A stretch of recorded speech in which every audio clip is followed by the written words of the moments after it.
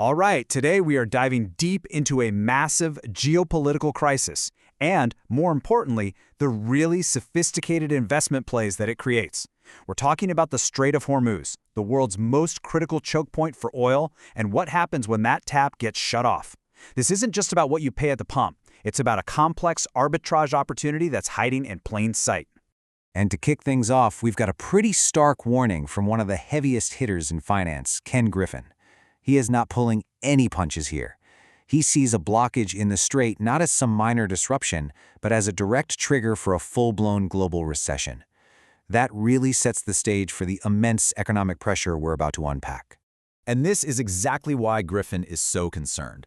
20%, 1/5 of the entire world's oil supply that moves by sea, passes through this one narrow waterway every single day. So you can imagine when you turn off a spigot that big, it's not just a regional issue.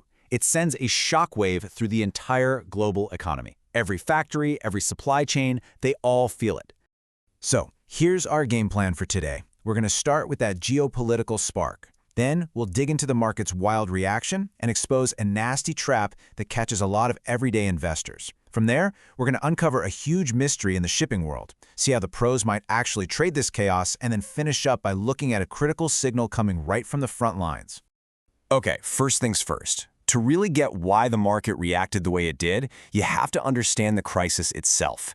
This wasn't some slow-burning issue. It was a super-fast escalation of events back in early 2026 that really pushed the global economy right to the edge.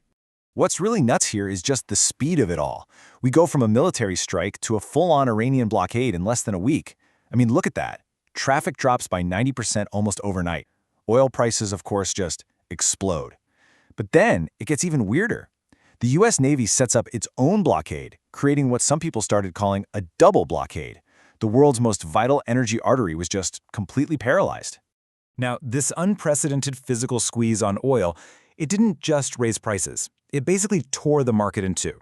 A massive, really telling distortion popped up, and it created two totally different realities for oil. The price for a barrel you can actually hold in your hands versus the price for a barrel that just exists on paper. And this brings us to a really key term, backwardation. The easiest way to think about it is it's the market screaming in a full-blown panic. It's a flashing red light for extreme, right-now scarcity. The market is basically yelling, I don't care what oil costs in 6 months, I need it today, and I will pay a ridiculous premium to get it. It's a total fever state for a commodity. So let's look at how these two different worlds emerged on April 7th. On one side, you have dated Brent. That's the price for a real physical barrel of oil, the stuff a refinery can turn into gasoline tomorrow. And on the other side, you've got Brent futures. That's the paper price for a barrel that won't be delivered for another 6 months. The price for physical barrels just went vertical. Refiners were desperate to keep their plants running, so they bid the price for immediate delivery all the way up to a record-setting $144. This price is driven by pure physical desperation. But just look at this gap. It's more than $35 a barrel. The futures market, the world of paper contracts, is telling a completely different story. It's basically betting that this crisis, as bad as it is right now, is going to get resolved. It's pricing in a return to some kind of normal. This huge divergence, this is the heart of the market schizophrenia. Now, when you see oil prices screaming higher on the news, the first impulse for a lot of people is to think, wow, the obvious trade here is to just buy oil. And many investors, especially retail traders, they pile into what seems like the easiest way to do that. But it often turns out to be a really costly mistake. The go-to move for this is almost always an oil ETF, and the most famous one is the United States Oil Fund, ticker USO. On paper, it seems perfect, right? It's designed to track the price of oil, so what better way to bet on prices going up? But here's the thing. Is it really tracking the price you think it is? Well, here's the brutal truth. The way these funds are actually built, there's a hidden structural flaw baked right into them. And this flaw doesn't just cause problems during a crisis, it systematically destroys value for long-term investors year after year just because of how it works with the futures market. The most shocking number on this entire slide is that bottom line. Since it was created, USO has lost an average of 18% per year. And that's not because of bad management. It's built into its core mechanics. See, the fund doesn't hold physical oil barrels, it holds futures contracts. And every single month it has to sell the contract that's about to expire and buy the next one out. This process is called the roll, and it can be a silent portfolio killer. And this gets us to the root of the problem. So while our current crisis is in backwardation, the oil market usually lives in the exact opposite state, contango. And contango is where future prices are higher than today's price. In a market like that, the monthly roll forces USO to sell its cheaper expiring contract and then buy the more expensive next month contract. They are systematically selling low and buying high over and over. That's a recipe for guaranteed value destruction over time. So all this weirdness between paper and physical prices leads us to the real hidden story in this crisis, and it's all happening out on the water. It's about the giant ships that move the oil and a really bizarre disconnect in how the market is valuing them. With the Strait of Hormuz shut down, the value of a tanker that could actually get oil from point A to point B just skyrocketed. The daily rental rate for a very large crude carrier, a VLCC, hit an absolutely mind-boggling record of $770,000 a day. Ship owners were just printing money.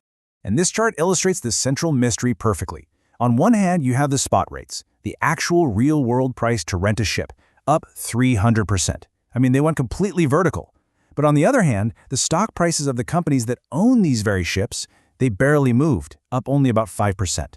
All that cash pouring in just wasn't being reflected in their stock prices. So what is this telling us? Well, the stock market is a forward-looking machine, right? And it's clearly deeply skeptical. Equity investors are looking at these insane charter rates, and they're basically saying, yeah, we don't believe this is going to last. They're making the exact same bet as the oil futures market, that the strait will reopen and these astronomical profits will just vanish. Okay, so you've got extreme volatility, you've got a trap in the ETFs, and you've got this huge disconnect in tanker stocks. So how would a sophisticated investor even begin to approach this? It's not about making a simple bet on whether the crisis will end or not. It's about structuring a trade that can actually profit from the uncertainty itself. The pros use specific tools for a job like this, and they often turn to options. So first, you stick to liquid stocks where you can actually get in and out easily. Second, with certain strategies, you can profit from the simple passage of time or from a sudden drop in panic if the crisis suddenly gets resolved. And third, and this is probably the most important part, they let you define your exact maximum loss right from the start, which is absolutely critical when things are this unpredictable. The goal isn't to guess the future. It's to build a trade that profits from the current state of high anxiety and the market's bet that things will eventually cool off. Now, while the financial markets are placing their bets with dollars and cents, the physical world of shipping is sending its own very powerful signals. And one of the most fascinating signals is coming from something called the shadow fleet. Take this one case of a tanker called the Rich Starry, which has links to China. It was spotted actively testing the U.S. blockade, and it was using really sophisticated tactics like signal jamming and faking its GPS location to hide what it was doing. Now, this isn't just some random ship going rogue. This is a probe. It's a clear signal that major global players, the ones who physically move the oil, they aren't just sitting around waiting for the crisis to end. They are actively trying to develop workarounds, preparing for a new reality where these disruptions are the new norm. And this really leaves us with the ultimate question. On one side, you have the paper markets, the futures traders, the stock investors, and they are all pricing in a quick return to normal. But on the other side, you have the physical players, the operators of the shadow fleet, and they are investing real time and real resources into preparing for a world of permanent disruption. The arbitrage, the opportunity, exists right in the gap between those two realities. The question for any investor is, which one are you betting on?